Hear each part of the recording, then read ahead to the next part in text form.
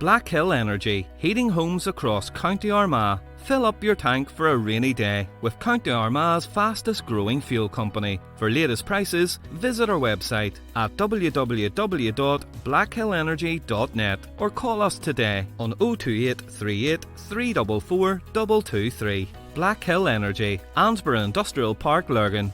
It doesn't matter where you go, there'll be a lot of our history is hidden.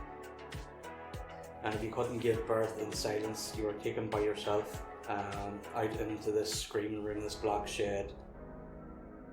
You could be in an asylum, or you could be in an abandoned house. They all have different feelings.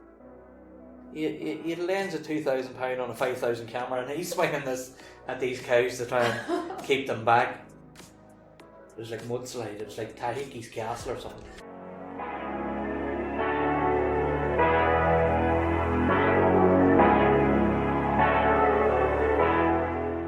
This is your Armagh host, Elaine Ingram, and you've just been listening to the voice of Sean Donegan, also known as Newry Man Lost. Sean is a photographer, a historian and an urban explorer. He tells us some amazing stories about the photos he's taken.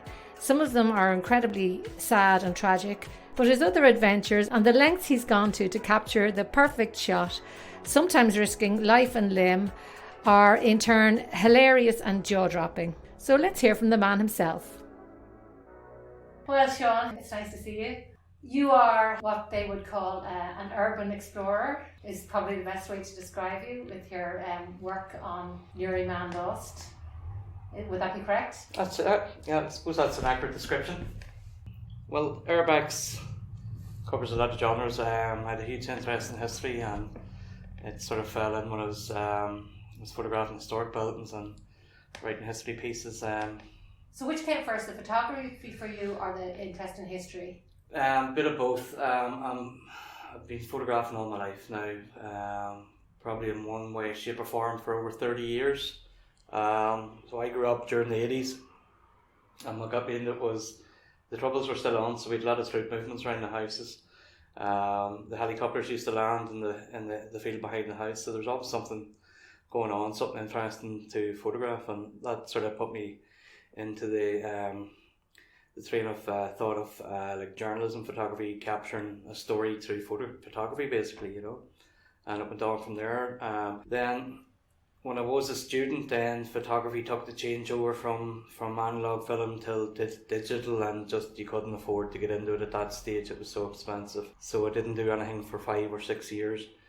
And then I bought my first digital camera again then about 15 years ago, and then started doing it professionally then about 8 years ago. But Newry Man Lost, it's going about 8 or 10 years now, Yeah, and it's hugely popular. It's grown an awful lot in popularity. It's got awful popular, yeah. I sort of took the foot off the gas for a couple of years because I'm working for the press and I'm working in the fashion industry, so that took up a lot of my time. I was working 7 days a week. So even the website for Newry Man Lost, I unpublished it because I just didn't have time to keep it up to date. The last lockdown, obviously I couldn't run my studio. I had no work for the press and I had no work for the magazine, so I started doing landscapes and the abandoned buildings. So I republished the website and started gathering up stories and going and visiting different places where we were allowed to travel, So I'd say that the lockdown had a positive impact on me, that I took it back up. I think I've had to learn that to do more of it, because I kind of live for it, But yeah, now it's got really, really popular. Some of the pictures are incredible. Yeah, they really are, and it's you really do tell a story with the way you take the photographs, and the whole atmosphere of it and everything. All the buildings I go to have a story. They have a history, but sometimes a hidden history.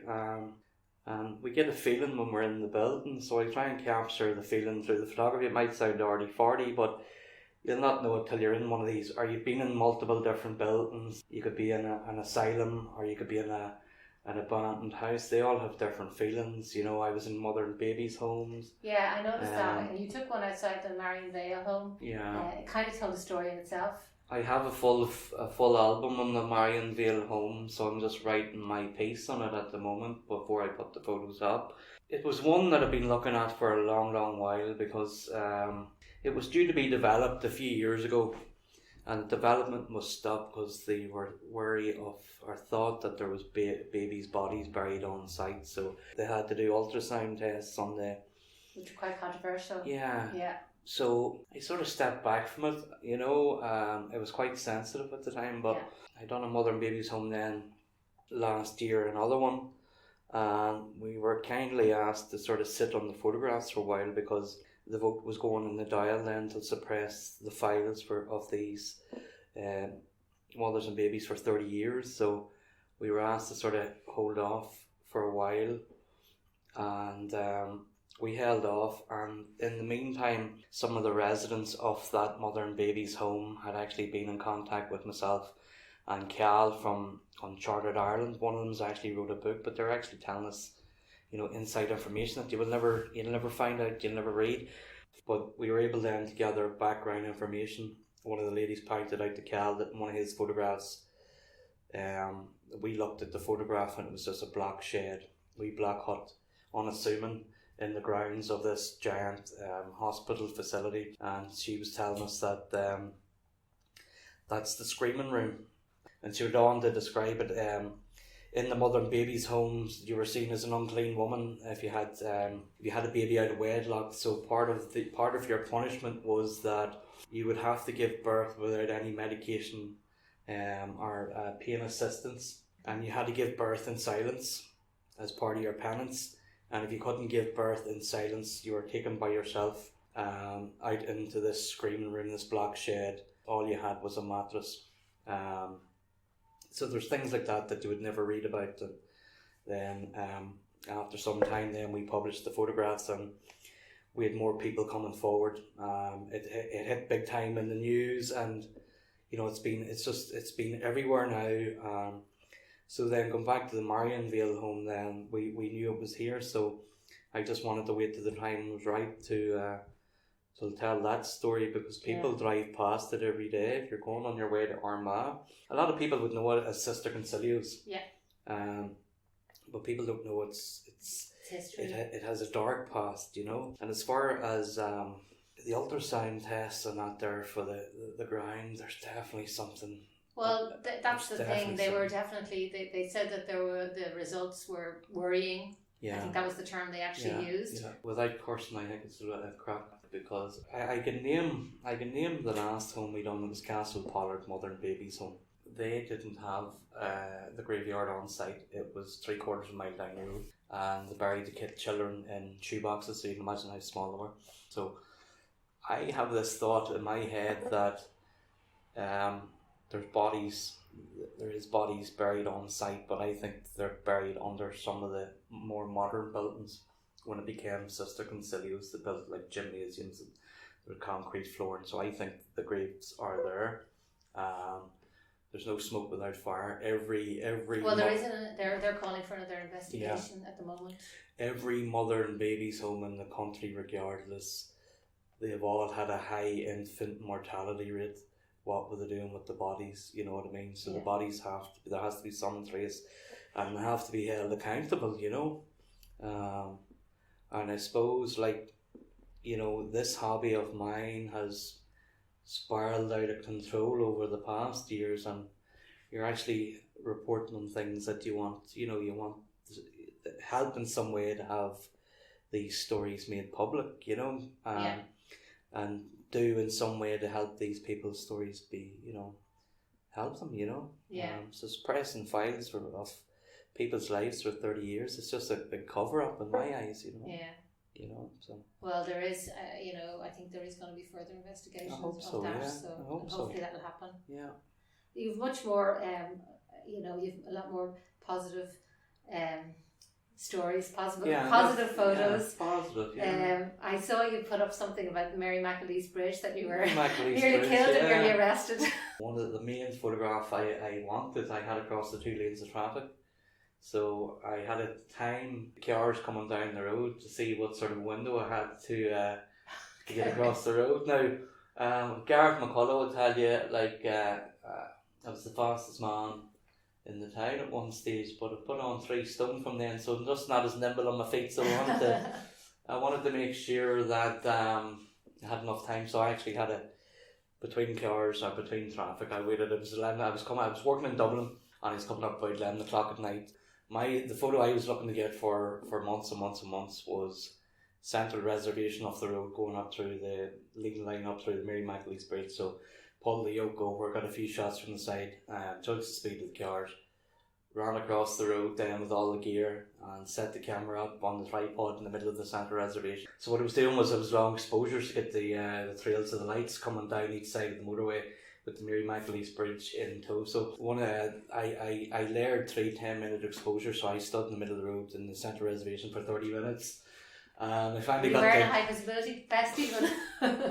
There was a few cars slowed down because I thought it was guards, with the speed camera. But so I got my shots anyway, and I don't know, for whatever reason, turned around to check the traffic to see was there a window of opportunity for me to get back across the road or be there all night. But I looked up on the overpass and the guards had spotted me.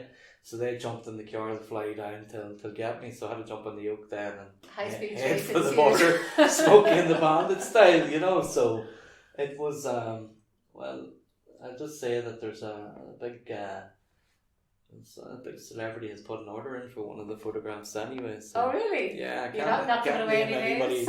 Can't name anybody at the minute, but unless it's somebody posing as a celebrity, it's really a cop trying to find out who this guy was. Don't go across the border. We're waiting on you. Yeah, but look, there's always an adventure. You've had some adventures, not just locally but overseas as well. I want to hear about your Swedish adventure. I know you told Armagh about this before. Yeah. Well, I always travel everywhere with Cal on Chartered Ireland. It's safety reasons, and we've been doing it a long time together. Like, some of these buildings we go to are very, very unsafe. So, God forbid anything happened to either one of us. We could, we always explore with somebody. Like, we went to Sweden. Sweden was one of our foreign adventures. So, we'd only seen the New York Times had done a piece on this abandoned car graveyard that had been abandoned for over 20 years, I think, at the time. And I get this message through from Cal, and he said, "What do you think of this here?" And I go, "Jesus, that is absolutely amazing, Jesus, that's bucket list material there, So that's okay. I was saying to the wife, I says, "Look at this place here," and we're watching the TV anyway.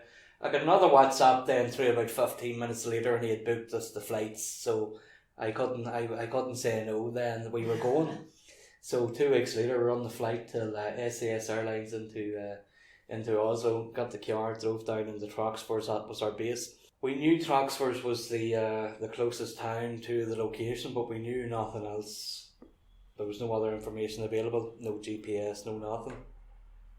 So the chalets we were staying at, it was an amazing place. Like, it's like a fjord, and with these wee wooden cabins. It's just a beautiful country, and so we kind of asked the locals. The locals didn't want to know. They didn't want anybody kind of going near the place, and we were sort of lost. And until the two girls working in the hotel, 2 chalet maids, we got cracking with them. And the directions they give us, they didn't pinpoint it, but they says you go down that road there on the right, you keep going, and when you think you went too far, you haven't went far enough. Right. So 2 Irish boys in a car in the middle of the Swedish countryside. Now, the markings on the road started to disappear. So basically, we're on this tarmac path just as wide as the car. And I said to Cal, I says, "Jesus, if there's banjo music plays now, we're getting out of here, I'm not squealing like a pig tonight." So we were going on, and it was just wilderness. There was we hadn't seen a house in about half an hour, and I says, "Cal, this is brand new yoke wave. I don't want it wrecked, and he says, "We'll go another bit." So we went on another half an hour, and we were driving in the forest at this stage. I says, "Oh, we're going to have to turn back," because it was going to be starting. It was getting about an hour from darkness.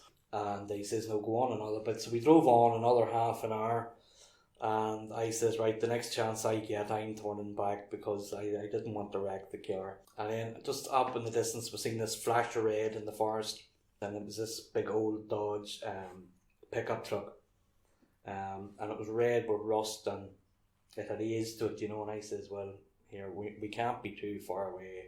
Now, I drove on another 20 minutes next to me, boom, this just big opening, came into this big opening, and it was probably the size of all the meta football pitches, just this big opening, and there was like 3 or 4 old houses dotted around it, and it was just a mass of classic American cars, like, right. And we were just blown away, you know. And we go, it was exciting because we found the place and we didn't die, you know. We didn't die, we found it, and but that was only the tip of the iceberg. We decided then we come back the next day and we'd explore it, right. So we come back the next morning, we come back early morning, like the sun had just come up, the light was beautiful, and we started photographing, but we started to venture into the forest. And there would be openings or clearings in the forest of maybe 30 or 40 cars of one particular brand. So you'd have Buicks here.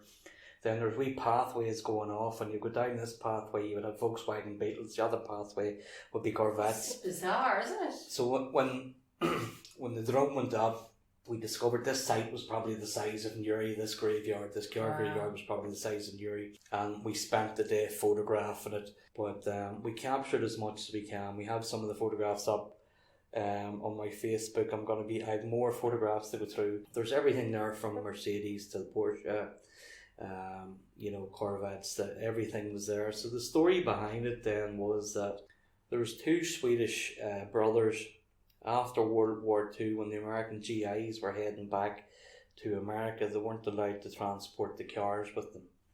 So all the cars that they took over during the war, they were left there. So these 2 brothers decided then they would take their pickup and they were going and dragging all the cars back to this scrapyard, you may call it, in the middle of the Swedish, because everything's so expensive in Norway.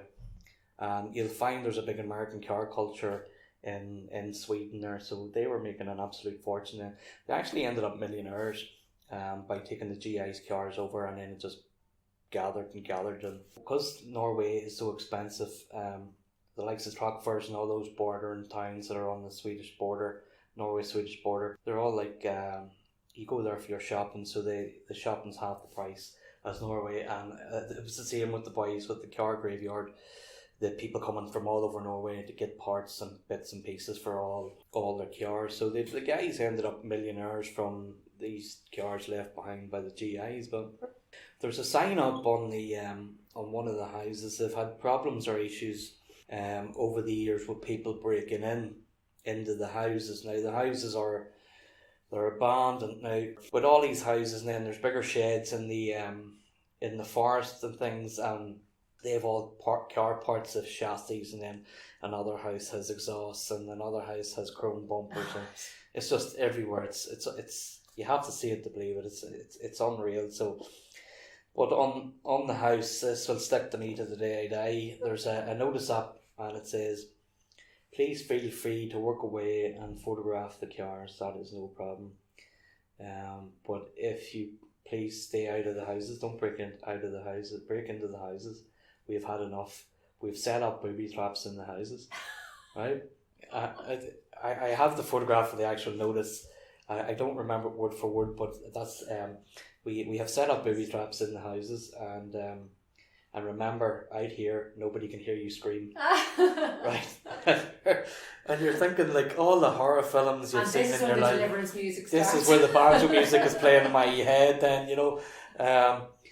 But curiosity got the better of me. I goes, I wonder, are they talking a load of wallops here?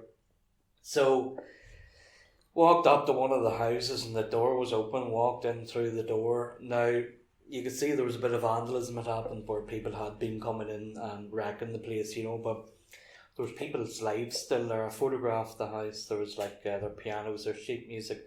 The kitchen was intact. Creepy. Yeah, like all their cutlery, you know, pots, pans, all their, you know, their furniture. It was like somebody closed the doors in the 70s and just left it there. But then I went to open another door and something just says, "Here, hold on a minute," like, and I stopped and the door was half open. I looked up at the top of the door, there was a pulley on the door, but the other side of the door was an engine block. So if you had a pull the door, the engine block would have dropped on your head, right? Oh my God. So obviously I says, right, it's time to go. But I was going out, it was dark in the place, and I was going to go out through another door, and something else told me to stop and look down. There was a pitchfork nailed to the ground. So if you had opened the door, you were walking, your shins were walking right into the pitchfork. So they weren't bloating when they said that they'd set up booby traps. That's the only ones we found. So I wasn't hanging about till chance anymore. Maybe go through a floor or something, you know. That's the Swedish adventure, you know. Belgium was another one that I'll not forget in a hurry. Belgium. I suppose I can name the location now because the location's actually knocked down. It's outside a wee town called Celles down near the Belgium-Luxembourg border. It's somewhere we'd always wanted to visit, but it's completely off the radar. But we discovered that it was going to be getting knocked down in a few weeks' time.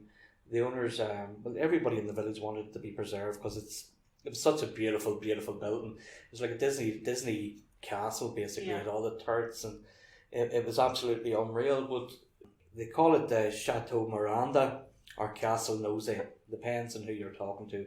It's given two names, but it was actually occupied during World War II by the Nazis. And then it was a school, you know, and then it was a private residence. So it would remind you of, you know, just this typical fairy tale castle, you know. So, but the legend goes that there's a caretaker on the main road, and he fires off a shotgun at you. So to avoid him, we didn't want, you know, we survived 30 years in the Troubles. I didn't want to be getting shot in Belgium, you know. So we decided we'd bypass the caretaker. So the only way to bypass him was up a 45-degree vertical slope for about an hour. But the only thing was that it had rained. It had rained in the meantime, so there was actually three of us. There's me, Cal, and Colin Collin as well. We were trying to make our way up this vertical slope, but it was like a mudslide. It was like Tahiki's Castle or something. We were falling down. We get up so far and we were falling down. And after about an hour of just pure solid heartbreak, we got it, and it's breathtaking, you know. And we went into it, like, in some of the features are still there, the colours, the paints on the walls, you know, the architraves, again, like, I have this habit of jumping in the baths and taking selfies wherever I am around the world, and I was going to do the same in Chateau Nosy, but you'll see the photograph on the website, and I just looked before I get in, but the actual bottom, the enamel of the bath is gone, and you can see right down 2 floors. So if I had jumped into the bath, I would have been two floors down. So that would have hardened me, you know, but we sometimes what we do is we fly over in the morning. So we got a 6 o'clock flight into Brussels International, and we're getting a 9 o'clock flight home, but we didn't anticipate falling and tumbling and wrecking ourselves, and I think I busted my teeth and everything, falling off a balcony, and when we were going home, it was kind of surreal. The Paris attacks had been a few weeks previous, so the airport security had been stepped up, so it was army patrolling the airport, and you had to go through. Oh no, they had questions for you at that. That you had to go through. Yeah, you had to go through the army checkpoint a mile coming up to the airport, then army checkpoints to get the car back into the rental place. Then we had to go through these specialised tunnels. But there's 3 yokes from Ireland coming, mucked and guttered to the eyeballs, full of surveillance equipment and, you know, drones and the whole lot. So we're not going to make it home, you know. Interpol's gonna snaffle us here, you know. But they just took one look at us, and I think they felt sorry for us and let us go on the plane. But Belgium sticks out as one of it was a mad adventure too, like, you know. But I suppose it was all put in the back burner there. We had trips planned last year because of COVID. We couldn't. Yeah, you're stuck here now. But there's plenty of stuff going on here. There's plenty of stuff going on in Ireland, but there's the other side of it. There's the vandals, and they just like vandalising. Well, that's it. You don't name a lot of the places that you. I don't. You know. For that very reason, I did see a photograph of vandalism or a video you put up. Yeah, I photographed that place not too long after it closed, and it's absolutely beautiful. Just even the chapel alone, the workmanship in the chapel alone, the mosaic tiles on the floor has a direct central line that runs up symmetrically through the stained glass window on top of the. So the work that went into that. The workmanship is absolutely out of this world. People just come in and they got their jollies out of breaking every bit of glass in the place. I mean, they really destroyed it. Absolutely destroyed it. Moved everything into the centre of the chapel and lit it on fire. And then decided to proceed around the whole building. It's a big building. Broke every window in the building. Broke into the offices and wrecked all the filing cabinets, put all the files of people's documents. So, you know, we tend not to name a location because it's trying to prevent the vandals coming in behind us and destroying it, you know. It's heartbreaking when you see what it was like, and then you see how cruel people can be. Like, unfortunately, it's everywhere, you know. Everywhere we go, the vandals they'll get in, you know what I mean? They will get in and destroy the place. But there's plenty of places undiscovered in Ireland as well, which is quite good. We were talking about the Slum Tunnel earlier on. The Slum Tunnel, yeah, it's a freaky one too. I was there myself, and it's absolutely beautiful. And the good thing about the Slum Tunnel is that unless you know how to get there, you are never ever going to find it. No, you're never going to find it. You're never going to see it from anywhere unless you know. Unless you know where it is. You have no chance. It's a mile-long tunnel for anybody who doesn't know. It's the longest railway tunnel in Ireland or Europe, or it's it's the longest in Ireland, definitely. And you know yourself, you've seen it, the workmanship, and it was just incredible. But you can't see much when you're in it because it's black.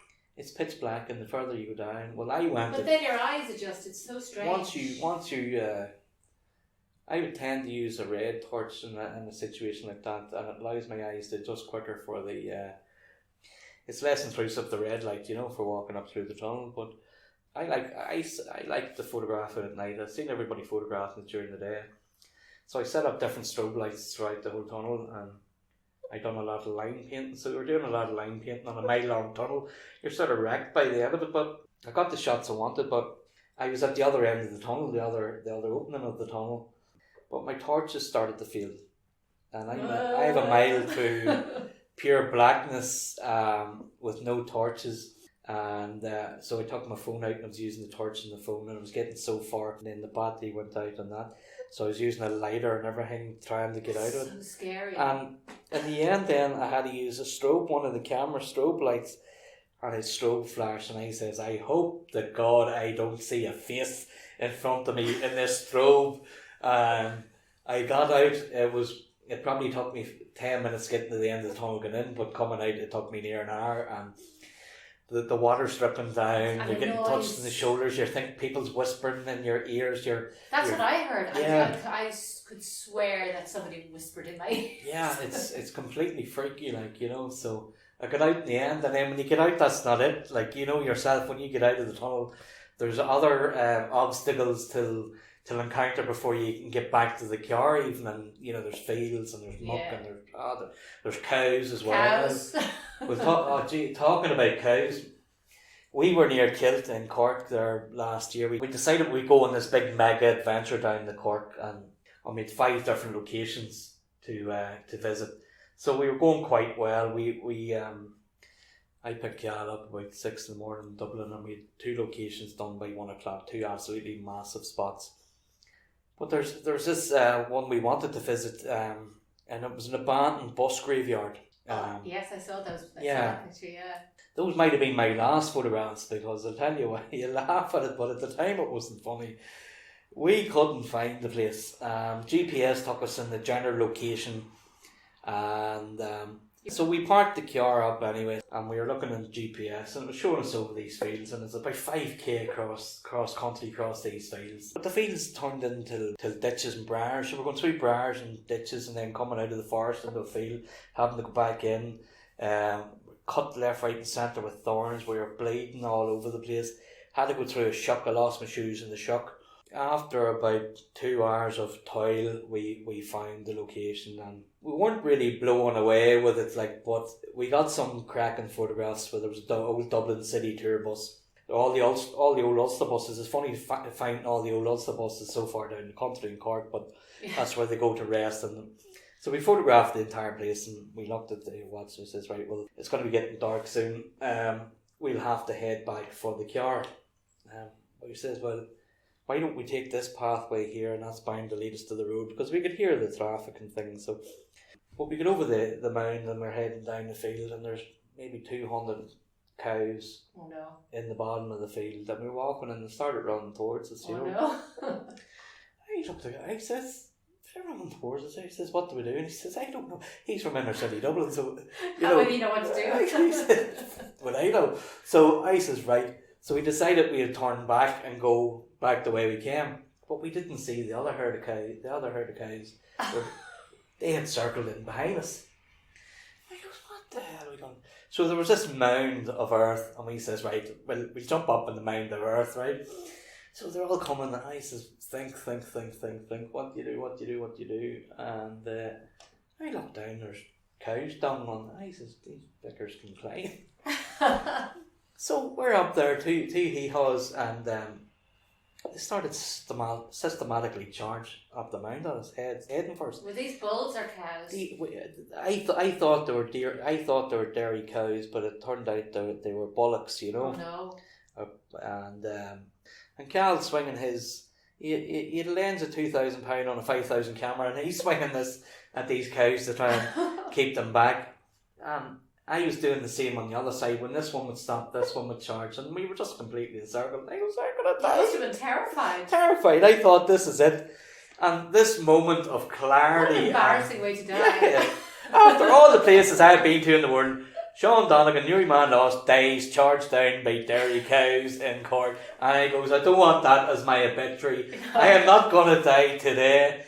So he says, what do we do? And Cal starts videoing it. Right, he starts videoing it. I says, what are you doing? He says, I don't know what He's doing some documentation. Yeah, It's so like a black box. He documents it, right? And it's a nervous laugh, because obviously we're shitting ourselves. I was resigned to the fact that this was me. And I said to Cal, I says, I'm not going to die today. I'm not going down today. I don't want this as my obituary. He says, what do we do? And I says, they're going to throttle us here now in 10 minutes because I'm running out of energy. My hands were black and blue from clapping to try and scare them. I says, we'll make a run for them. And I says, if they scatter, all in good. If they kill us, at least we'll die stand up as men rather than on our knees as wimps up here. So I says, right, gather our gear, right, ready, okay. So we ran, and lucky enough now, they parted like the Red Sea. They opened up, and we got past them, and Cal says, right, we'll just walk. And I was like, okay, act cool, Rodney. So we're walking. We're about 100 yards from the electric fence, and it started charging at us again. So it was like a scene out of Indiana Jones, us two flying across this field with all the camera gear and all. And we just came towards the fence. I dropped and rolled underneath the fence, but just as I had rolled underneath the fence, the cow's head had smacked off the electric fence, so it was just right on my hole, you know. Oh my God. So, and you said you're never coming back to Cork again. Well, it wasn't an adventure. Sounds like you know. such a treacherous job you have. Well, that was probably one of No, those. not even job, hobby. Hobby, yeah.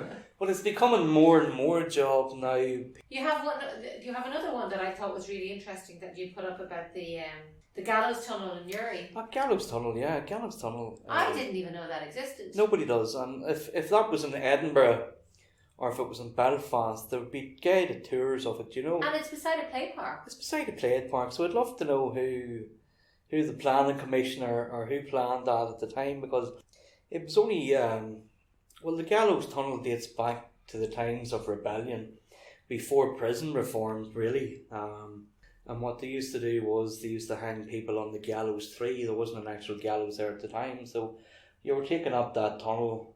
This is up now. We can say where this is. Okay, yeah. It's up in Heather Park there, in Newry. It's at the top of Heather Park, and there's a plaque and all, letting you know that this is Gallows Hill. But they used to hang people on the tree, and I think the tree was actually there up until the 80s, and it was cut down.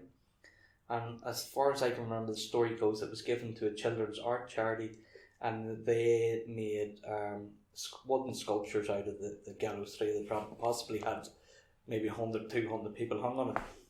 But the gallows, the entrance to the tunnel is still there, but it's covered up and it's gated off. But I remember Heather Park was the carry-out spot when we were growing up, and we were going to the Magnet Centre and things like that.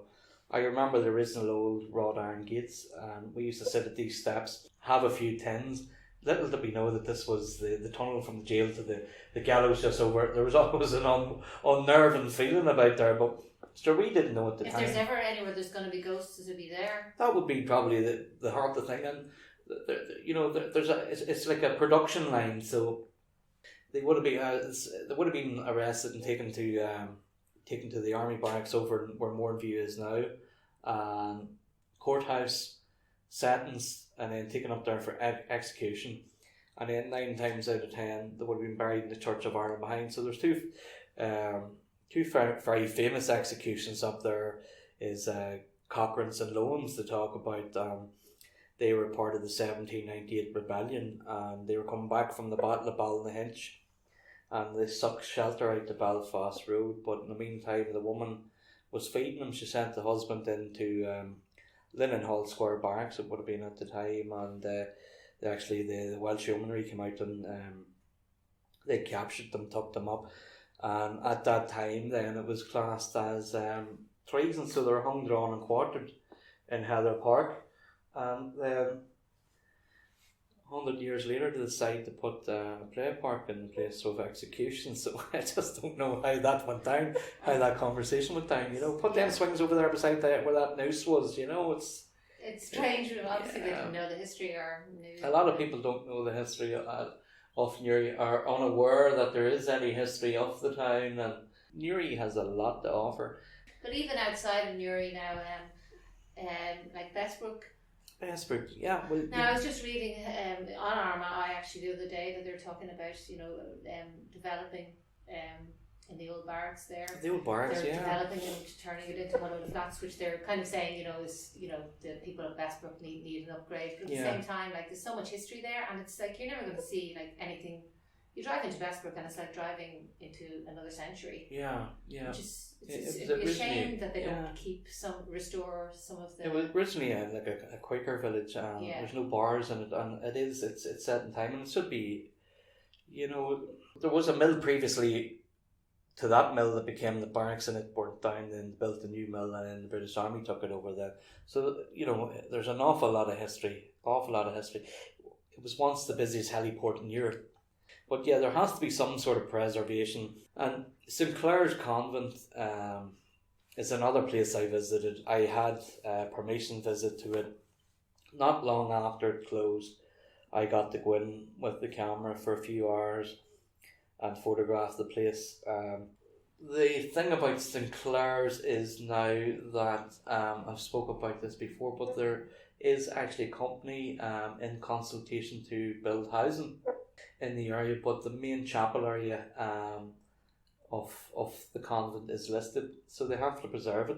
So I've seen a mock-up of the drawings that they're actually going to make a community centre, communal area in the chapel now, so they're preserving it basically. Yeah. There's going to be modern housing, which is needed everywhere, but they're actually preserving some of the history because it's very historical. Because 2 wee nuns, I've said this, everybody's probably sick of hearing this story, but 2 wee nuns came up from Dublin in the middle of the Catholic Emancipation Act hadn't passed, so it's still illegal to be a Catholic, but they decided to buy a house between an orange hall and a bar and set up a school for girls. Well, I thought it was so brave of them at those times, and they built what was now when they hit the Sacred Heart School. They opened their grammar school later on, but it has to be preserved. I think there was a period in Irish history everywhere that places were just knocked down, they were destroyed, like the Wicklow Jail. Wicklow County Council used Wicklow Jail as a storage facility. They ripped off all the original jail doors and everything, and it was only then maybe 10 years later. It was restored then, was it? Yeah, 10 years later they realised, geez, tourism industry is big business. Probably right. It was around the same time that Kilmainham Jail started to get restored. Yeah. It said, I didn't even realise that. I thought that was the original, because I've been in Wicklow Jail, and I remember thinking afterwards, it really is kind of wrong to have this as a tourist place, really, because it's so sad. The stories in there are. Where they say it's the most haunted place in Ireland and all that kind of. I'd slept overnight in it 3 or 4 times. It's so sad, because most of the people that were in jail. In Wicklow Jail were in jail for like robbing a loaf of bread or Yeah, well, it was pre prison reform, so you might have been in the cell with 50 other people, men, women, and children. Like, you could have been in there with paedophile, rapists, murderers. It didn't matter. You were thrown in together. No bed, and you had straw on the floors, and it was horrendous. Like they used to say, children. loaves of people were starving around the times of, the famine. People were stealing loaves of bread just to feed themselves. But they used to have the executions outside Wicklow Jail. They used to have the executions at the water, and it wasn't for humanitarian reasons that they stopped the executions. Was the Wicklow fishermen put a protest in to Wicklow County Council at the time that nobody wanted to buy the fish because they were covered in blood. So that's why they stopped executing. They executed people and the heads rolled into the water, or the blood. The bay was soaked in blood, but they didn't so stop. That was the reason this The reason was because nobody bought the fish because the fish were covered in mud and blood and guts. So horrendous places, but it doesn't matter where you go. There'll be a lot of our history is hidden. We've the asylum up. I've done the asylum up in Galway. It went viral. So it did. I had something like 250,000 impressions on it. I didn't expect it to take off. It just took off, and next minute it was shared everywhere. It's that building. It's unbelievably huge. It's like 4 stories, basement, sub-basement, and a lot of people nicknamed it Asylum X because it's in the shape of, it has 4 wings leading into the centre. So it took me 6 visits even to document, I would say, half of it. But these places are dotted all over the country. So where's your next adventure when Well, we'll have to see what Rona's doing. Yeah. We were supposed to go to Italy, but the part of Italy we were supposed to go to was the northern Italy, the highest corona numbers in Europe at the time. So I can't name the locations, but there's 4 old asylums that were built back in the 1800s. The Italians do everything in style. They built these asylums, and the inside of them are like fresco ceilings and the marble columns and everything of grandeur. So they're absolutely beautiful, and a lot of them are still preserved. So that's the real juxtaposition then. These beautiful buildings, but they're asylums. So what they're used for. So it's capturing that. Well, a lot of buildings were hidden. I remember one of the most daunting moments I ever had was we were in Austria, and we were having an absolutely amazing holiday in Austria. But we went to we were on the Orient Express and everything, but we were saying, and tomorrow we're going to a wee village called Mauthausen. And I says, right, this will be lovely. So we arrived up in this place on the train, and it was like something you'd see in a chocolate box. It was just beautiful up in the mountains. It was, but I think one of the conflicts, I think, was that the Bosnian War was going on at the time, and you could hear the bombs going off. You weren't too far away from the border. You could hear the bombs and the guns and the shells and everything going on. And it felt a wee bit like home at the time, But this place is beautiful. Just couldn't get over how, you're up in the mountains and the trees, and unreal. And you go, right, we're going on our trip now. I says, we're going to I didn't know that we were getting taken to the concentration camp, Oh God. And it was all hidden by trees, and they pretended that the locals didn't know it was there, But the thing about Mauthausen was that it was a death camp. There was if you went to Auschwitz and that there was selection. You had a chance, you might have worked, but you were sent to Mauthausen.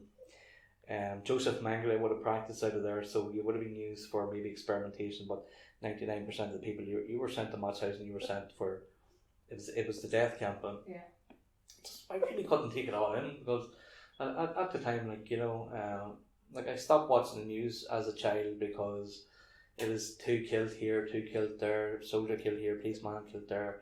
Everybody, it was just awful, But I thought, growing up during the Troubles, that I'd seen and heard it all. But we were going through the tour, and they took us down to the ovens. They've kept everything in this place. Auschwitz took a lot of the stuff out, but the ovens and the gas chambers they've kept. And it still didn't dawn on me, because what was actually going through my head was that these big wrought iron ovens, and I says, well, they must have these big ovens to cook a lot of bread for all the inmates, And then somebody says to me, they put the people in there, and then the blood just drained from me. Because that's a start. Everything just clicked again. Oh my God! It's one thing hearing about it, but actually seeing. I actually felt fate. They showed us the gas chambers and explained it. I couldn't comprehend what was going on here. But what they found out after they liberated it, when anybody escaped, the locals chased them down with pitchforks and basically killed them. So when the camp was liberated, like a lot of the other camps, that they took the locals up to start burying the bodies and things, because they knew that it was there, you know. And as much as they try and hide the fact, but they all knew that, you know. So that was one of the most daunting explorers or places I've ever been to, and it's still there's not a day goes by where I don't think about it, you know. Yeah. And something that would stay with you forever. it will stay with you forever, because you just can't. I still can't comprehend how cruel somebody could be, you know. Yeah. Or you know, it's above cruelty, you know. But that's one that sticks me forever, you know. And there's, you know, and I suppose, like, I felt the same way about what I felt in Mauthausen. I felt the same way about when I discovered when everything in Castle Pollard, mother and baby. I knew you were going to say that, actually, because I was just thinking about that when you were saying it. It takes some kind of special effed up human being to bury children in shoeboxes, you know, nameless, you know, and you know it's the same sense of cruelty I found that the Nazis to the Jews. They treated the Jewish people and other Eastern Europeans as subhuman, and they treated these girls like that, and the children, the babies, were treated even worse, you know. And it's, you know, people, you know, see it as a hobby, and I'm trying to report what's going on, but it sticks with you, you know. It can come and haunt you, you know. We'll finish it on a happy note. Yeah, it got a bit heavy there, you know. But this on a happy note. I don't want everybody getting depressed now when they see Newry Man Lost coming up on Facebook. But I cut a long story short. We went to the place in Cork, a huge boys' home. I can't. We're back in Cork. We're back in Cork again. We've survived the cow trauma. I had a couple of good steaks that night to get my own back, but we're back in Cork. We're in this building, and it was used for a film. It was the setting for a song for Reggae Boy.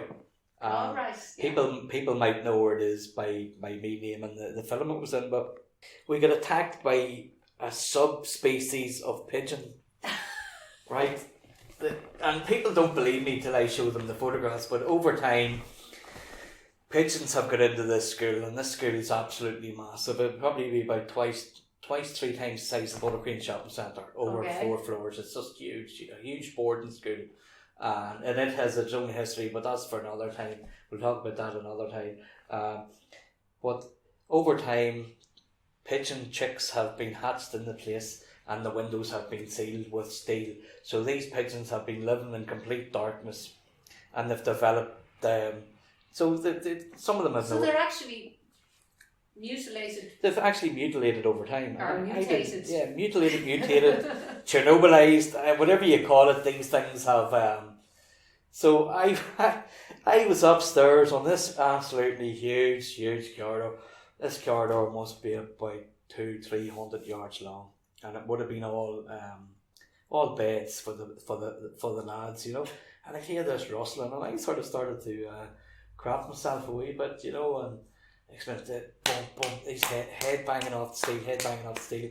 What the hell is this? So I packed up my gear and I ran, and I thought it was somebody messed about. But anyway, we're down into this big huge church area, and it was surreal because it's complete pitch darkness only for this one circular window in the roof, and the altar and all is still there. It's surreal, it's huge, but these things started charging at the walls and all of it. I'm thinking one flew over the cuckoo's nest for pigeons here. So they started headbutting stuff and all, and it was only until one headbutting the wall that much that it actually killed itself. And I looked at it, it had no eyes.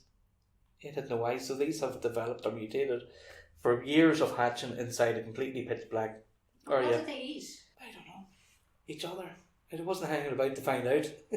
Oh God, that sounds horrible. They could be cannibalistic because there could be vermin in it. I don't know what the pigeons eat. But we photographed the place. I got my album and we got out. But did you get any photograph of these spooky birds? I might still have photographs of it. I actually took a video of the board behind the altar hitting the wall. It was like it was possessed or something, you know. And when you see that in the pitch black, with just this wee trick of light coming in, you're saying to yourself, right, it's time to get the hell out of Dodge here. It's like a horror film. You know, so yeah, that was. So now you're definitely not going back to Cork.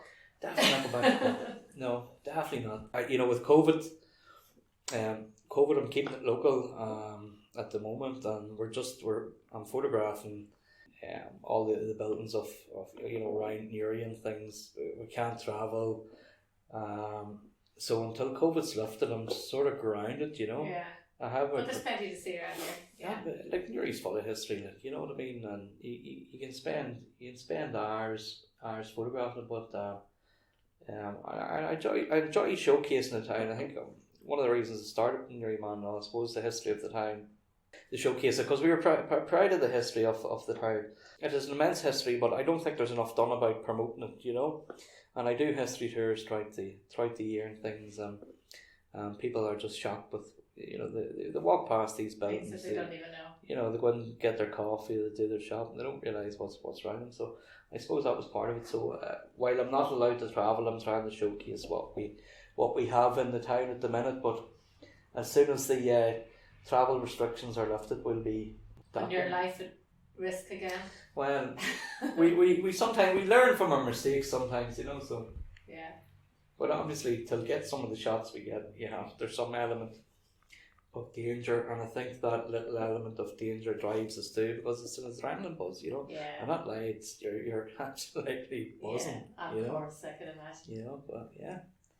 Well, I could talk to you all day. We could go all day, We could, yeah. But I suppose I have to wrap it up sometime. Yeah. So it was great hearing all those stories, Sean. And I urge anybody to check out Newry Man Lost, because there's some brilliant pictures there, which you can see on the pictures and exactly what it's all about. Thanks, Sean. Thank you. That was a great chat with Sean. Thanks so much for listening. If you visit his Facebook page, Newry Man Lost, you'll find the amazing photographs that go with all of the stories that he's just told us. Remember to keep getting all of your news from Armagh Eye, and I hope that you'll join us for our podcast next time.